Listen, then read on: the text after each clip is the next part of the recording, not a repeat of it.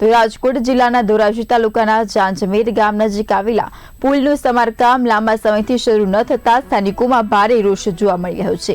થોડા દિવસો અગાઉ પડેલા ભારે વરસાદમાં પુલ પાસે બનાવવામાં આવેલા ડાયવર્ઝન ધોવાઈ જતા વાહન વ્યવહાર ખોરવાયો હતો। છેલ્લા 15 થી 20 દિવસથી ભારે વાહનો માટે માર્ગ બંધ હોવાથી વિદ્યાર્થીઓ 108 એમ્બ્યુલન્સ સહિતની ઇમરજન્સી સેવાઓ પણ મુશ્કેલીનો સામનો કરવો પડી રહ્યો છે।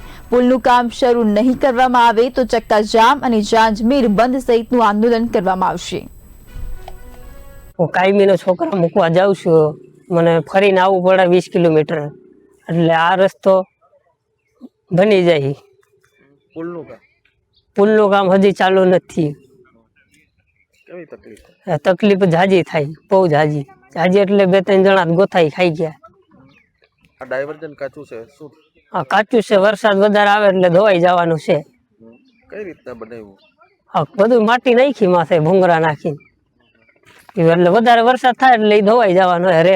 વડોદરાના રસ્તે મારી જમીન આવેલ છે અને આ રસ્તો અહીંયા પુલ બને છે, એ પુલ હજી કામ તો ચાલુ થયું જ નથી। બાજુમાં ડાયવર્ઝન કાઢેલો છે, ડાયવર્ઝન હજી હાલે એમ નથી, હાલતા એકવાર કર્યો તો હમો પણ ધોવાઈ ગયો। અને જો આ રસ્તો હવે નહીં સરખો થાય તો અમારે 20 કિલોમીટર હાલી અને ફરીને જવું પડે વડોદરાના રસ્તે। કેવી મુશ્કેલી થાય? બહુ મુશ્કેલી થાય છે। હજી આ ડાયા કરે છે પણ આ મને શંકા હજી આ રસ્તો હાલશે નહીં। વરસાદ થશે તો શું?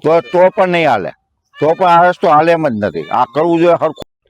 આજે આ વરસાદ આવ્યો તેનું ડ્રાઈવરને ધોવાઈ ગયું હતું, તો એમાં તંત્રને અમારા સરપંચે બહુ રજૂઆત કરી, બધા અધિકારીઓને કોઈ ધ્યાનમાં લેતું નથી। અમારા સળોદરના સ્ટુડન્ટને ભણવાવાળાને અને ખેડૂતોને ફરવા જવું પડે છે, સ્ટુડન્ટને 20 કિલોમીટર ફરીને આમાં આવવું પડે છે, તો આમાં કોઈ તંત્ર ધ્યાન દેતું નથી। પાછો નહીં જેવો વરસાદ થાય તો પણ ધોવાઈ જાય।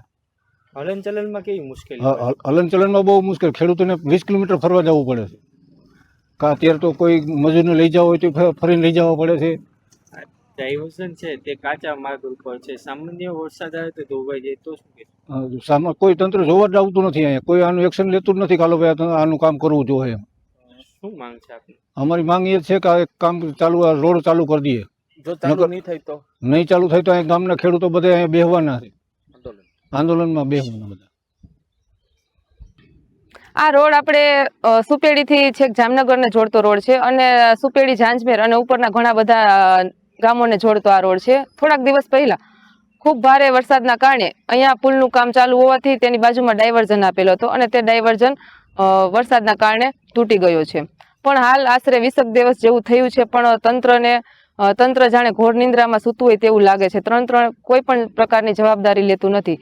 આ રોડમાં ઉપરના આશરે 50 જેટલા ગામો આવે છે અને ઉપરના ગામોના વિદ્યાર્થીઓ અને ખેડૂતો ની અવર જવર ચાલુ જ હોય છે। તો પુલ તૂટવાના કારણે વાહન વ્યવહાર તો બંધ હતો પણ સાથે સાથે જે ખેડૂતો છે તેને પણ ખૂબ જ મુશ્કેલીનો સામનો કરવો પડતો હતો અને વિદ્યાર્થીઓને તો ઘણીવાર તંત્રને રજૂઆત કરવા છતાં તંત્રએ કોઈ પણ પ્રકારની જવાબદારી માથે લીધી નથી।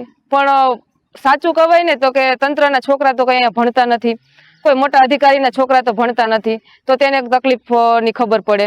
હાલ અમારે ખેડૂતોને અને વિદ્યાર્થીઓને ખૂબ તકલીફ પડે છે। તો મારું આપના માધ્યમથી એટલું જ કહેવાનું છે કે વહેલીમાં વહેલી તકે આ ડાયવર્ઝનનું કામ ચાલુ થાય અને રસ્તો રિપેરિંગ કરવામાં આવે, નહીં તો ચાંચમેર ગ્રામ પંચાયત દ્વારા રસ્તો પણ બંધ કરવામાં આવશે અને સંપૂર્ણ ગામ પણ બંધ કરવામાં